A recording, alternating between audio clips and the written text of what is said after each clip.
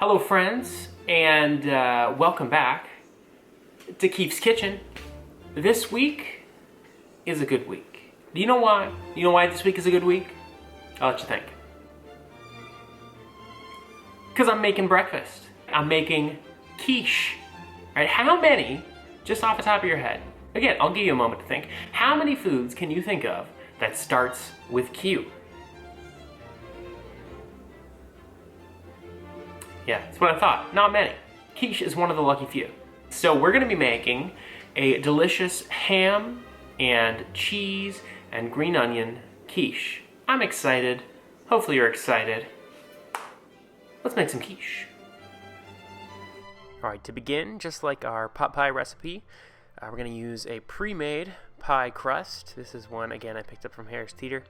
Just pull one of the pre-packaged pie crusts out and let it come to room temperature while your oven preheats to 375. And this pie dish is the same one from that other recipe. And we're going to use it to blind bake our pie crust. Now, I made a mistake. I didn't blind bake it for long enough, as you'll find out eventually. Yeah, it's all good. So you're going to take that pie crust, fit it to the form of your pie dish, and poke some holes in the bottom, and this will allow the steam to escape, and it'll keep it from bubbling up quite as much as you bake it and get it nice and crispy so that you can put in the liquid quiche filling. Now, I should have baked mine for about 10 minutes longer than I did. I was being a little conservative. I was a little scared. But you know what? Que sera, sera. So I placed the parchment paper in there and grabbed some uncooked navy beans. Right? These are going to act as pie weights because I didn't have enough regular pie weights to weigh this down. And you're just going to put about 2 cups of these uncooked beans of any variety in there on top of that parchment paper. And that weighs down the pie dough and keeps it from bubbling up and inflating while it cooks. So we're going to pop this in the oven for about 15 minutes with the pie weights inside the beans.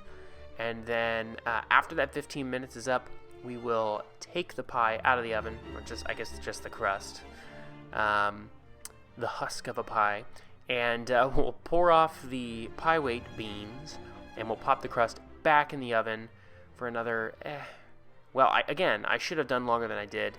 I would say probably about 10,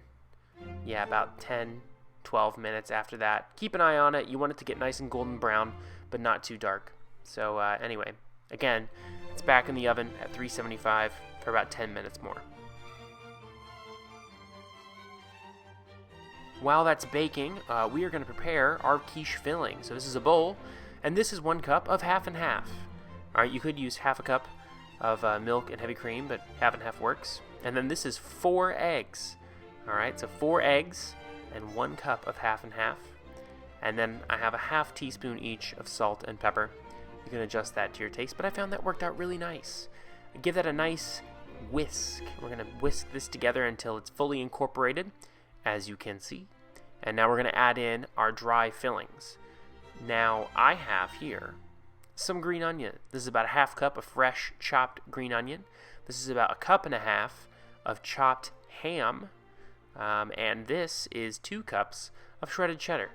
It's a lot of cheese. All right. Whisk to combine and set to the side. And now it's time to fill up our pie. All right, so here's that sad, poor, underblind baked pie crust. It's okay, you know? Turned out all right in the end. And pour your quiche mix right on top. It doesn't have to be fully cool. You can let it cool for just a couple minutes if you'd like. And yeah, pop that right into the oven. And we're going to bake it at a reduced temperature, right? We're going to drop the temperature to 350 degrees and bake it for about 45 minutes. And as you can see, after 45 minutes, it's looking mighty nice, all right, in my opinion. And we're going to give it a nice little shake. You'll see it jiggles just a little bit in the middle, but it's firm on the outside, and that's what you want. You don't want it to get all dry and hard and gross. Let the quiche stand for about 15 minutes, and then you're ready to go. All right, my friends, the quiche is done. Here it is.